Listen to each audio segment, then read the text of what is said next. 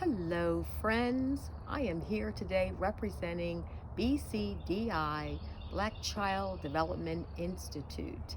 And today I'm going to read a story to you called I Bet She Called Me Sugar Plum by Joanne V. Gabin, illustrated by Margot Bergman, foreword by Lucille Clifton.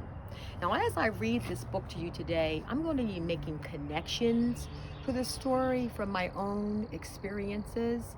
Oftentimes, when we read books, we're able to make connections to our lives, to things that we've done in our lives, or to other texts. So I'm going to go and I'm going to be reading this now. And on this dedication page, it says, dedicated to the memory of my mother, Jessie Smallwood Veal, who taught the lesson of the closed hand and the dime. I want you to remember that, the closed hand and the dime.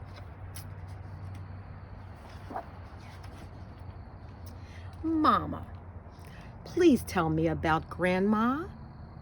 I want to hear once more about the little garden that she planted around her door. And there's Mom, and there's her daughter having tea.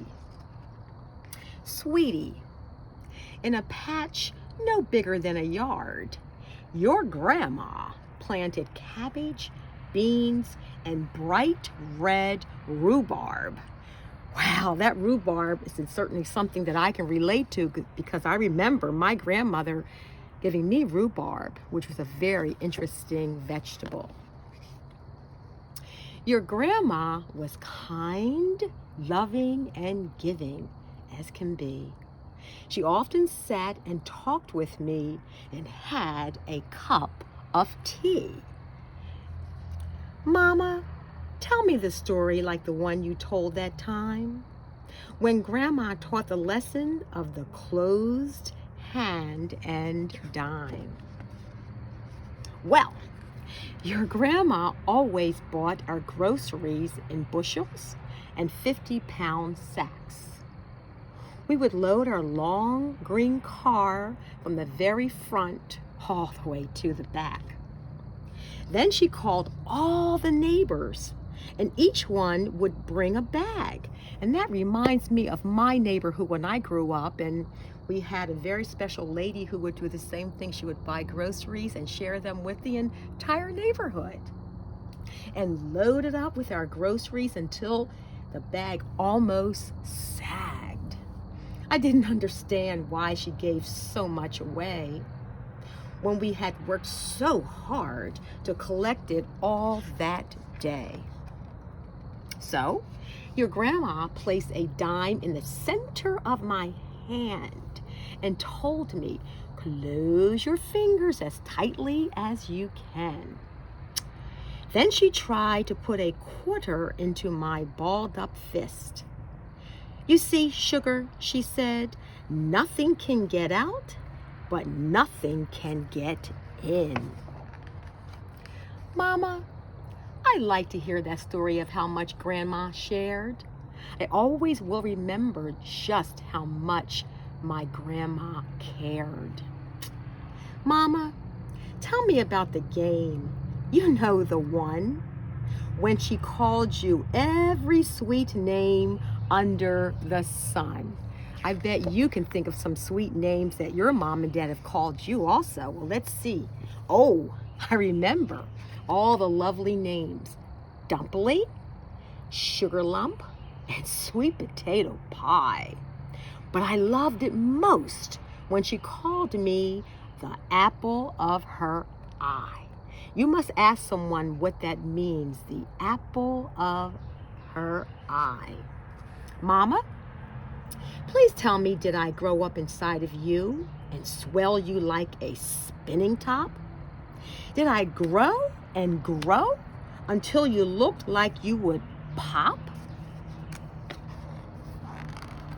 No, sweetie, not under my heart, but in it you grew until I was ripe for your coming. And Daddy and I brought you home in a little yellow bunting, that beautiful yellow cloth you was wrapped in. Another mommy first kissed your cheeks and touched your soft brown hair. Another mommy loved you and left you to our care. So that sounds like she was adopted. Do you know anything about adoption? Well, it sounds like this little girl was adopted. Mama, please tell me one more thing before I go to sleep. What did my first mommy call me when she stroked my cheek? Sweetheart, I don't know how she could pick just one. Oh, I know, Mama. I bet she called me Sugar Plum.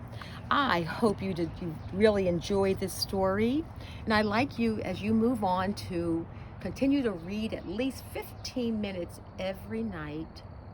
And I'd like you to also go on readcharlotte.org to learn more about reading, and also on the BCDI affiliates website.